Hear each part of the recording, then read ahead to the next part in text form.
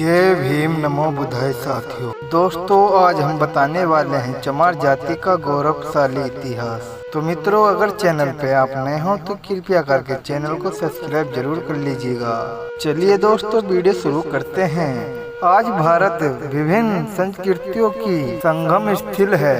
हजारों साल के उतार चढ़ाव से नए नए विचारों तथा जीवन पत्तियों का प्रभाव यहाँ के निवासियों पर पड़ गया था। आम आदमी के बीच भेदभाव की जो परंपरा इस देश के अंतर्गत इतिहास के प्रारंभ से अब तक देखने को मिलती है वह अभी भी चल रही है। आर्य बाहर से आए और उन्होंने यहाँ के मूल्य निवासियों को हराकर अपने आचार विचारों को उन पर थोप दिया था। उनकी उन्नतशील सभ्यता और प्रकृतिवादी संस्कृति को नष्ट भ्रष्ट करके एक तरह से उन्होंने गुलामों की स्थितियों में ला दिया था। फिर व्यवस्था को स्वतंत्र संपत्ति रूप देकर सबसे नीचे की श्रेणी शूद्र बनाकर उसमें रख दिया था, जिन्होंने ऊपर के 3 वर्णों की सेवा का ही अधिकार दिया था। शिक्षा के दरवाजे तो पूरी तरह बंद ही हो गए थे। विधान तो यह भी कहते हैं कि जीवन निर्भय के बेहतर स्थानों की तलाश में आर्य यहाँ आए थे। फिर धीरे धीरे सामदास दंड भेद की नीति से मिलकर बना बैठे थे।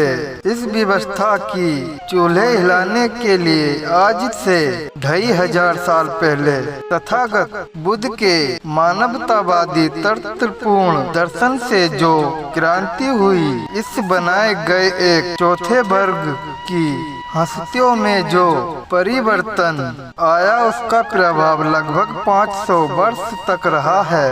अंतिम बौद्ध सम्राट बृहदर्थ की हत्या के बाद भेदभाव की पोषक व्यवस्था दुगने वेग से फली फूल और 1/3 से अधिक आबादी अपमानजनक जीवन जिन्हें को विश्व हुई। जहाँ तक कथित शूद्र वर्ग की सबसे बड़ी जाति का प्रश्न है, उसको तो सीधे सदा चमड़े के पैसे से जोड़कर घोषणा स्थिति में स्थापित कर दिया था। जो कार्यकला का था, कौशल का था, से नफरत का आवरण पहना दिया था। यह कैसी विडंबना है कि जब यही काम प्राप्त वर्ग अपने हाथों से करते हैं, चमड़े अपने घर ले जाते थे और उसे साफ करके उपयोग में लाते थे, तब किसी प्रकार के भेदभाव की कल्पना नहीं थी। परंतु कलाकारों में जब चमड़ा घरेलू उपयोग में कम हो गया तो तब यह काम चौथे वर्ग के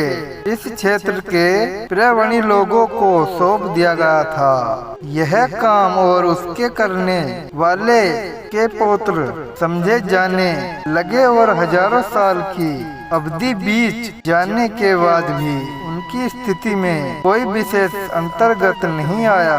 10वीं शताब्दी में डॉक्टर भीमराव अम्बेडकर ने आजीवन अथक संघर्ष करके समानता, न्याय और बिगुल बजाया, परंतु सुनियोजित साजिश और नए नए हथकंडों से उस बुलंद आवाज के। तो मित्रों यह है जानकारी, आप लोगों को कैसी लगी कृपया हमें कमेंट करके जरूर बताइएगा। मिलते हैं अगली वीडियो में।